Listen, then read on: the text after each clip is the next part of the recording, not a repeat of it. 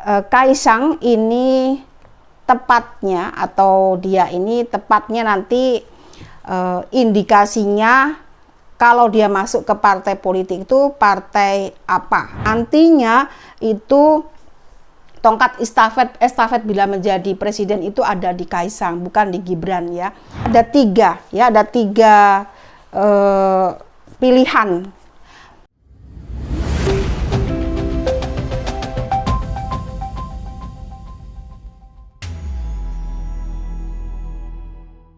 Halo Sobat Bunda, jumpa dengan saya Bunda Sekar Ayunda. Dari sini senantiasa Bunda mendoakan kalian dilancarkan segala usaha, ditambahkan rezeki setiap harinya, dan yang pasti kita semua sehat.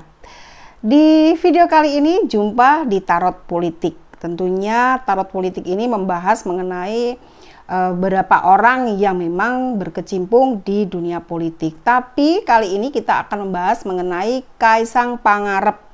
Dia adalah putra dari Bapak Joko Widodo, Presiden Republik Indonesia, Presiden kita semua. Dan Kaisang Pangarep ini dikabarkan dia ingin terjun ke dunia politik. Kalau kalian tahu, Kaisang ini punya bisnis ya, bisnisnya itu yaitu Sang Pisang. Kalian pernah datang ke toko Sang Pisang atau belum? Bunda sih pengennya datang ke sana, tapi kayaknya kalau di Bali tuh udah tutup sih, ada di Jalan Merdeka Raya. Nanti kalau kalian datang ke Bali, coba ya datang di Merdeka Raya, apakah masih buka atau tidak Sang Pisang.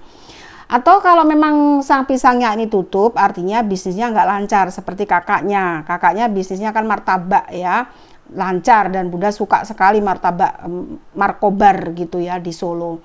Dan kakaknya sukses juga di dunia politik. Sekarang Kaisang ini ingin terjun ke dunia politik. Dan banyak dari partai politik yang welcome, terbuka Kaisang masuk atau terjun ke dunia politik. Di video kali ini kita akan bahas partai-partai mana saja yang indikasinya Kaisang ini cocoknya masuk ke partai mana.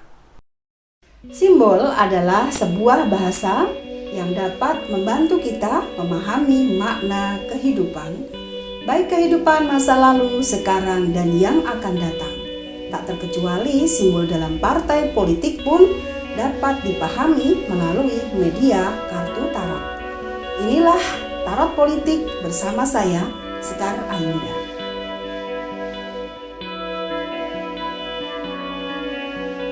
Sebelumnya Bunda akan mengutip kalimat yang diucapkan oleh Sekjen PDIP, yaitu Pak Hasto Kristianto. Pak Hasto ini mengatakan bahwa pendidikan politik ini dimulai dari keluarga dulu. Dan aturan PDIP ini satu keluarga tidak bisa masuk dalam partai yang berbeda. Jadi kalau dari satu keluarga itu nggak boleh masuk dalam partai yang berbeda. Tetapi kalau Kaisang itu kan memang sudah beda kakak ya, jadi sudah beda keluarga dong. Sudah tidak lagi jadi satu kakak dengan Pak Joko Widodo. Begitu pula dengan Gibran. Gibran pun juga sudah beda keluarga, artinya sudah bukan satu kakak. Apakah seperti itu tetap tidak boleh kalau Kaisang nanti masuk ke partai bukan PDIP? Nah, itu yang dikatakan oleh Pak Hasto. Yang berikutnya di sini peraturan dari PDIP dalam pencalegan itu suami istri dari partai berbeda juga tidak bisa dicalonkan. Ternyata seperti itu ya, Sobat Bunda. Kita harus juga belajar nih mengenai politik, walaupun kita ibu rumah tangga. Nah, di sini kita akan membahas dari partai-partai yang ada. Di sini ada beberapa partai yang akan Bunda bahas di hari ini, yaitu ada 7 partai. Jadi di sini Kaisang ini tepatnya nanti indikasinya kalau dia masuk ke partai politik itu partai apa. Mari kita lihat dulu. Bunda akan shuffle kartunya dulu. Jadi simbol-simbol di sini ini digunakan untuk melihat mengenai hal yang sedang kita bicarakan ya. Jadi itu. Karena dalam partai politik pun juga ada simbol seperti PDIP, simbolnya banteng dengan moncong putih. Kemudian juga bantengnya tentunya itu banteng betina ya Sobat Bunda. Kemudian juga PAN itu juga ada simbolnya. Kemudian juga PSI ada simbol, PKB, Gerindra, P3 dan Golkar. Semuanya punya simbol. Sekarang Bunda akan shuffle dulu, Bunda ulangin dulu, tarik energinya dulu.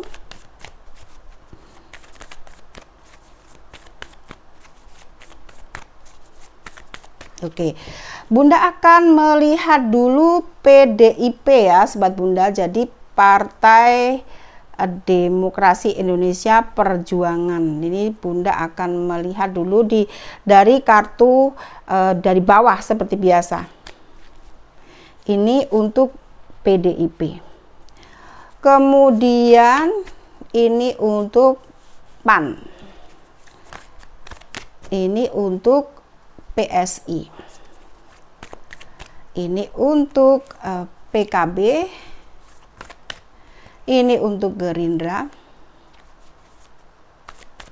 Ini untuk P3. Jadi ini untuk P3 dan yang terakhir Golkar. Ada 7. Oke, jadi sekarang bagaimana kita mau melihat ini untuk Kaisang sendiri. Jadi untuk Kaisang Bunda akan pakai kartu ini dulu, dua kartu ya Sobat Bunda, 2 kartu. Alasan dia masuk partai politik ini, dan kita akan lihat di kartu ini dulu. Meditasi. Jadi di sini ada simbol bagaimana meditation, yaitu bagaimana perenungan diri, perenungan jiwa. Jadi saat ini buat Kaisang itu dia merenung, ya merenung banyak memikirkan mengenai bangsa negara juga gitu. Dan selain itu juga dia dalam bisnisnya itu kalau dikatakan tidak jalan, ya mereka yang tahu ya. Tetapi dari kartu ini, mengapa Kaisang itu saat ini tertarik dengan politik, itu dikarenakan dia mulai berpikir, mulai merenungkan karena mengikuti jejak dari bapaknya dan tanggung jawab dia untuk juga berkiprah di politik. Jadi dia punya rasa tanggung jawab atas negara ini, dan itu sebetulnya bagus ya, karena nasib bangsa ini juga ditentukan oleh generasi mudanya. Bila generasi mudanya ini sudah melempem, tidak peduli lagi dengan politik, maka negara kita juga akan tidak maju seperti itu, akan tidak mengalami kemajuan. Dan ini adalah ibaratnya tuh tongkat estafet, kartu yang kedua. Jadi dia merasa bahwa tongkat estafet di masa depan itu dia antara Gibran dan Kaisang, ini peluang menjadi presidennya itu dominannya di Kaisang. Jadi ibaratnya kalau satu misalnya dari seorang ibu dan bapak itu punya talenta menyanyi begitu, atau dia artis senior gitu. Kemudian dia punya anak, dan artis ini tadi artisnya ini seorang pemain film, dia pasti bakatnya itu ada turun ke anaknya yang keberapa gitu. Nah dari indikasi tarot Bunda, indikasinya ini untuk nantinya meneruskan tongkat estafet dari bapaknya atau personanya itu turunnya di Kaisang. Tapi bukan di tahun 2024 ya menjadi presiden, bukan. Karena di 2024 sudah ada pilihannya, ciri-cirinya Bunda sudah ada di video-video Bunda yang lalu. Tetapi dari 2 kartu ini bisa terindikasi bahwa nantinya itu tongkat estafet bila menjadi presiden itu ada di Kaisang, bukan di Gibran ya. Itu ya sebenarnya alasan dia menjadi masuk ke dunia politik. Nah sekarang Bunda akan melihat ini partai yang pertama tadi adalah PDIP. Simbolnya di sini adalah 7 tongkat. 7 tongkat ini mengartikan elemen api, semangat baru.